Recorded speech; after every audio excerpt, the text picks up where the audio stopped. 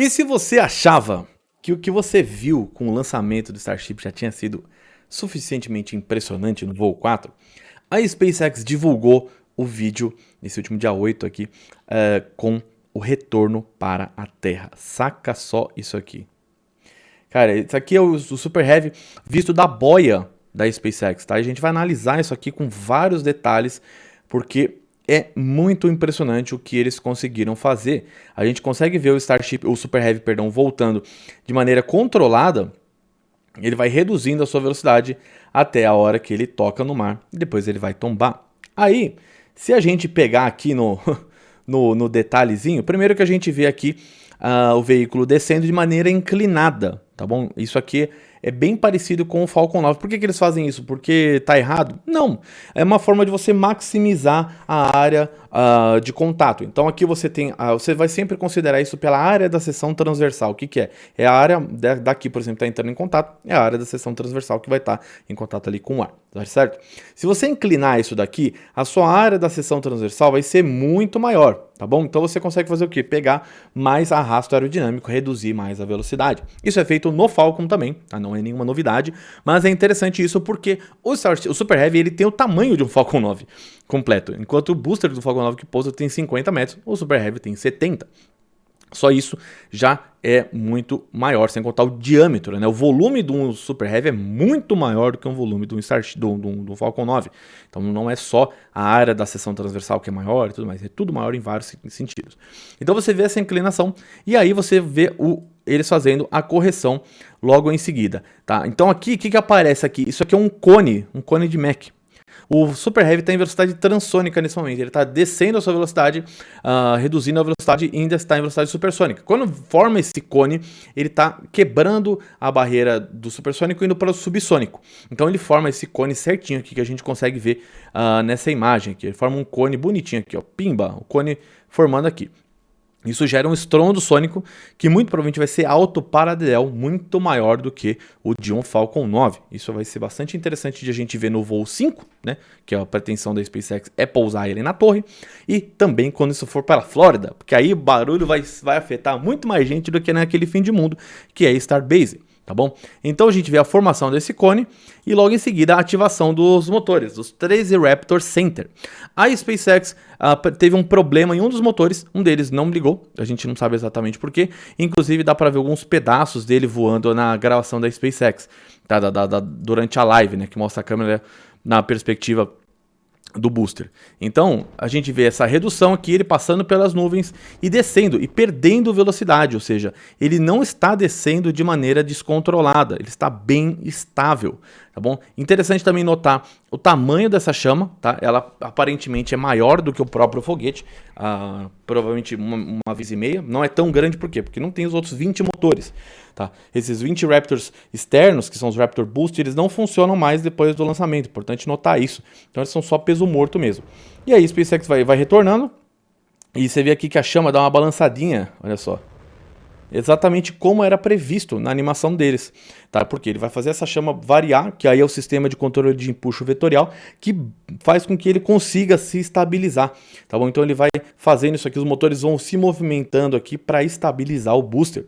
Isso aqui nunca foi feito em algo tão grande assim, tá bom? O Super Heavy, e nem com tantos motores, vale dizer que o Falcon 9 pousa com um motor, o Super Heavy está pousando com 13, tá certo? E isso já é suficientemente agressivo para falar o mínimo. E aí a gente vê a estabilização aqui, você vê que ele já reduziu muito a velocidade e ele está descendo de forma reta, o que é bastante legal também de ver. Porque ele poderia descer um pouco para frente, um pouco para o lado e um pouco torcendo ali, mas não é isso que a gente vê. Inclusive as Griffins sofreram muito durante a reentrada, elas tiveram muita vibração, sobreviveram do ponto de vista de calor, mas tenho medo de que cause uma interferência construtiva ali na formação e ele não consegue corrigir e acaba estourando. Então a SpaceX, eu acredito que ela vai melhorar essas Griffins ao longo dos próximos voos, tá, para poder ela ter um formato que seja mais agradável e também mais confiável de se utilizar a longo prazo. Lembrando que como o veículo é perdido nesse caso, não é nada, nossa, ultra problemático, mas como eles querem reutilizar, não vai ficar trocando o grid fin toda hora, né? E a gente vê aqui já a formação de muita condensação, então é a chama batendo na água, levantando essa água, né, condensada, até a hora que encosta ali efetivamente na água. E aí a SpaceX até já vai procedendo para o fim. Na live a gente consegue ver que dá uma ligeira tombada ali até a hora que ele efetivamente vai cair, mas não dá para ver bem essa queda. Disseram que ele sobreviveu, né? Fontes aí dos rumores disseram que ele sobreviveu. E a SpaceX provavelmente deve ter dado aquele tirão de canhão lá que eles falaram que ia dar para destruir o veículo. Então, o que isso significa para o futuro do programa Starship? O Elon já falou que a ideia é pousar o Super Heavy na torre, ponto. Tá bom? Já no voo 5. Logo, o próximo lançamento, ele vai ser talvez um dos mais importantes da história do Starship. Ele vai ter que cumprir os mesmos objetivos do anterior, colocar o veículo em órbita, pousar, trazer o Super Heavy para a posição correta e fazer esse retorno na torre mesmo que venha a explodir tudo, mesmo que venha a ter algum problema maior. Tá certo? Isso daí é a forma como a SpaceX encontrou de fazer uma reutilização rápida e também bastante consistente do veículo. Tá?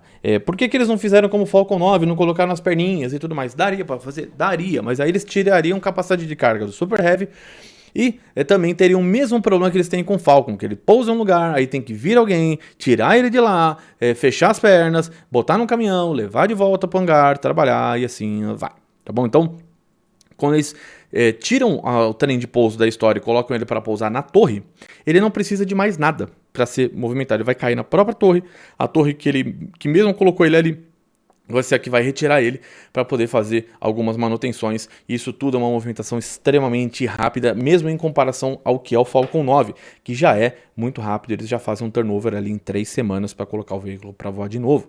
Então a SpaceX vai seguindo a passos muito largos para a reutilização do Super Heavy. Então, o Starship a gente ainda vai falar muito sobre ele nos próximos dias, como foi aquele retorno, por que foi tão impressionante toda essa missão e o que isso significa também para a parte da espaçonave. Mas o Super Heavy veio ali como a primeira grande boa notícia dessa missão 4. Tá? A gente vê ainda que tem coisas a melhorar. Teve uma falha de motor no primeiro estágio, teve uma falha de motor também no Raptor Center, mas acredito que a SpaceX vai trabalhar isso para não acontecer de novo. Vai lembrar que a SpaceX não tinha problema de motor no lançamento desde o voo 2, desde o voo 1. Tá, o voo 2 não teve problema, o voo 3 teve problema de motor. Esse teve, mas foi um só, não afetou a missão de maneira pelo menos perceptível, não foi. Agora é trabalhar para fazer o pouso na torre, lembrando que eles confirmaram, o Elon confirmou que eles pousaram onde eles gostariam com o Super Heavy, tá? O Super Heavy pousou bem onde eles esperavam, significa que a queima de retorno que eles fizeram foi bem sucedida, ou seja, eles conseguiram voltar, fazer o retorno, tirar aquele componente horizontal da velocidade e voltar para perto do Golfo do México. Tanto que pegou muito próximo da boia. Essas boias tinham sido colocadas ali para eles conseguirem fazer essa gravação justamente do que poderia acontecer nessa trajetória de voo. E aí, mas o que você achou desse voo? Você achou que foi bom pra caramba? Esse pouso foi sensacional? Deixa aí nos comentários que a gente quer saber. Lembrando que você pode sempre contribuir conosco aqui mandando seu valeu demais ou seu Pix, ou também entrar na loja do Fogueteiro, que tem vários produtos espaciais bacanas para você, como miniaturas do Starship, tá bom? Vamos lá, que a gente agora tem que esperar. O Elon falou que cerca de um mês vai voar. Eu ainda não acredito, tá mais para 2, mas logo sai mais um Starship.